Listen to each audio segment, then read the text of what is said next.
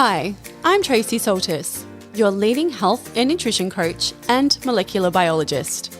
I've consulted with hundreds of people around the world on their human journey. So if you're a seeker looking for answers, information and knowledge, you'll find it here. Come on a journey with me as I explore the science, the physical body, and the cognitive and energetic space of what it really means to be human. All right, welcome back everybody. And so I've got a very quick episode for you guys today. It's all about electrolytes, but specifically electrolytes in exercise, because electrolytes in itself is such a massive topic. And so we're just going to be focused very much on exercise today and why it's important to have electrolytes. So what are electrolytes? Let's just get to that first up. So things like sodium, potassium, magnesium, these are all these minerals that act as a key to your cells to open them up and allow fluids and good stuff to get inside. They are also the transporters of the electrical current that goes around your body. So through your brain, through your heart, through your muscles. They tell the muscles when to contract, when they need to be able to contract, which is a vital part of exercise, right? We all have to be able to contract muscles when we're exercising, because that's the whole kind of purpose of that, is to build muscle strength and to use our muscles and contract our muscles so that we can make them nice and strong and healthy. And so why do we need to add these to water? So let's just have a little think about that. So when you go and you exercise, you might go to the gym or you might go for a walk at the beach or however that looks for you. And so you'll fill your water bottle up.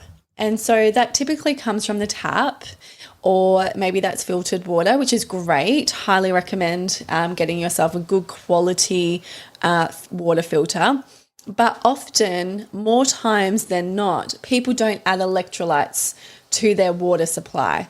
So it's great to be drinking lots of water, but there's a key component missing in that water that's stopping the water and the fluid from entering the cells, and that's the electrolyte. So if you ever get to at the end of an exercise routine and you feel dehydrated, maybe you're feeling nauseous, maybe you have a headache, maybe you're tired, maybe you have sore and achy muscles, or maybe you're cramping, there's a reason for that, okay? There could be a couple of other factors, but typically it's because there isn't any electrolytes in your water. And so electrolytes act as the key to cells, as I mentioned before. And so what they do is when they enter the body, they allow the cells to open like a little key. So imagine that your cells all have a little door, and whatever color door that is for you, that's fine.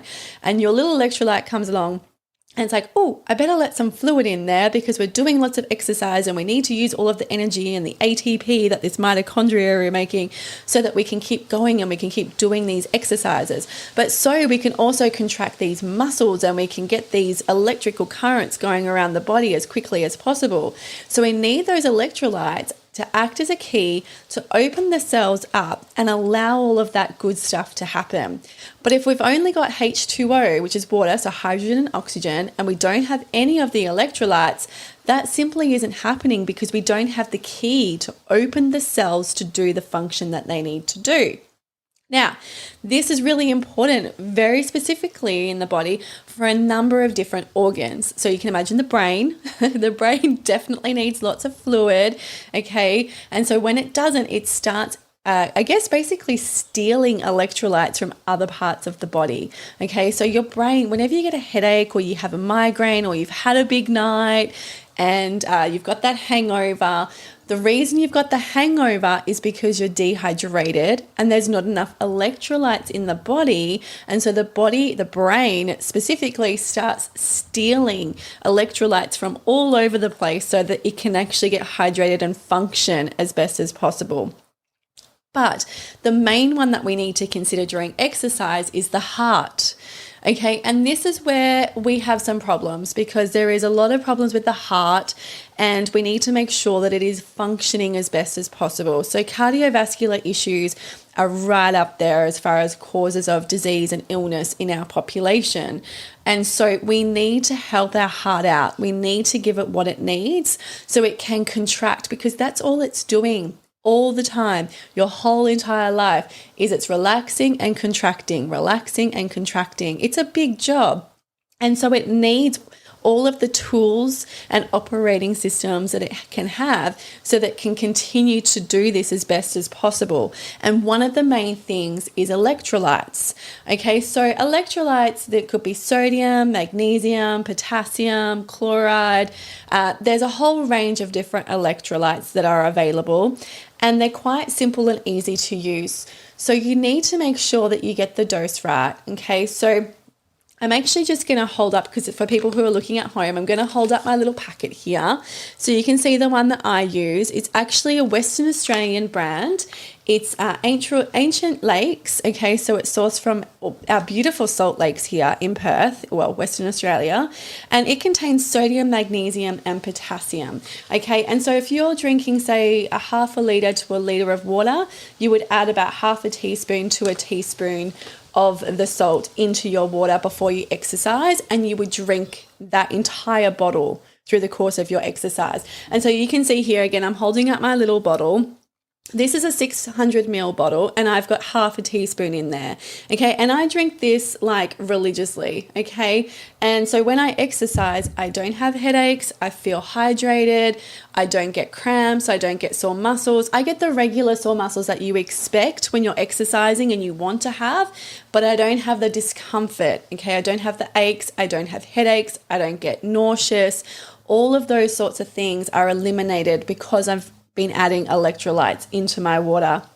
And so it's important to understand that how we lose electrolytes is through sweating. That's the main way that we lose electrolyte balance when we're exercising. And so it gets obviously, if you've ever licked your arm during exercise, you would see how salty it is, okay? Because it's operating really fast. Everything is moving significantly more faster, harder, more efficiently. And so you're burning up all these electrolytes, and it's actually coming out through the skin. So when you're actually losing those electrolytes, you have to replace them.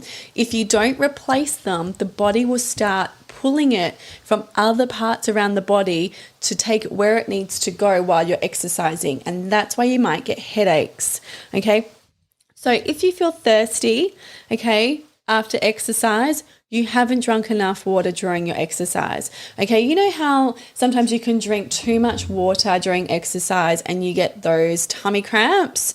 That shouldn't happen if you've got electrolytes in your water, okay? Because if you've got the balance correctly, the electrolytes are letting the fluids into the cells and you shouldn't be cramping, okay? So you need to get the balance right, and you need to get a good quality product so that you're actually using it efficiently and at the right dose. And if you're unsure, make sure you chat with a professional person. Make sure you speak to your healthcare provider. Speak to the person behind the counter who's selling the product and ask them more about those products. Also, you can check online and see how other people are using this particular product as well from their experiences and how much to add.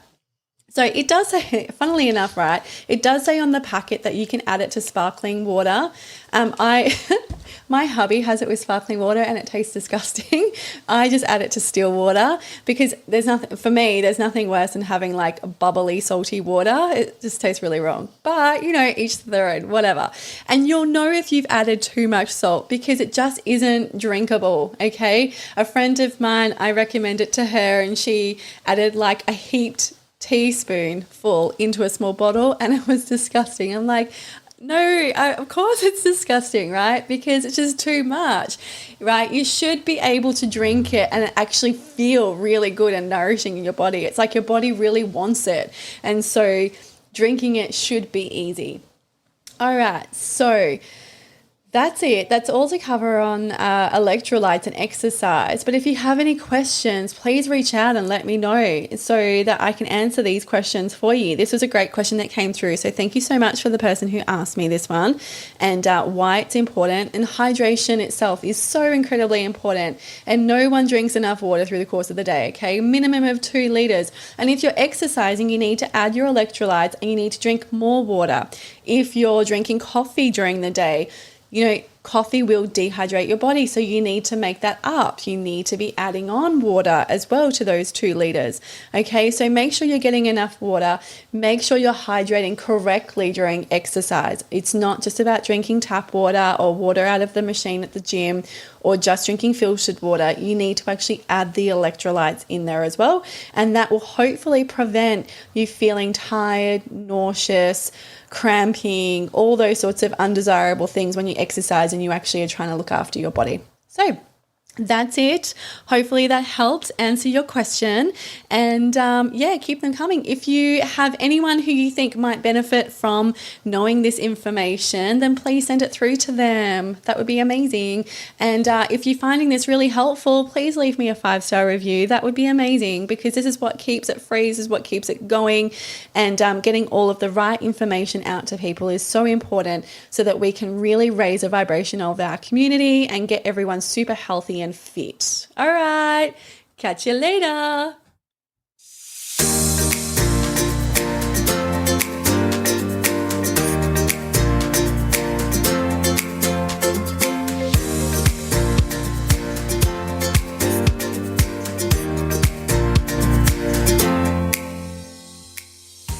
The information, views and opinions expressed on this podcast should not be used or treated as a substitute for nutritional, medical, psychological or other advice by a qualified medical health professional. Hosts and guests on the podcast express their own opinions, experiences and conclusions. And nothing on the podcast should be used to diagnose, treat, cure or prevent any medical conditions. The podcast is not intended to replace any medical or mental health treatment. All information and advice provided is for general well-being and does not take individual cases into consideration. Neither Tracy Saltis, guests on the podcast, or any sponsors endorse the opinions, views or conclusions expressed or shared on the podcast. Tracy Saltis takes no responsibility for any symptoms or consequences as a direct or indirect result of this podcast.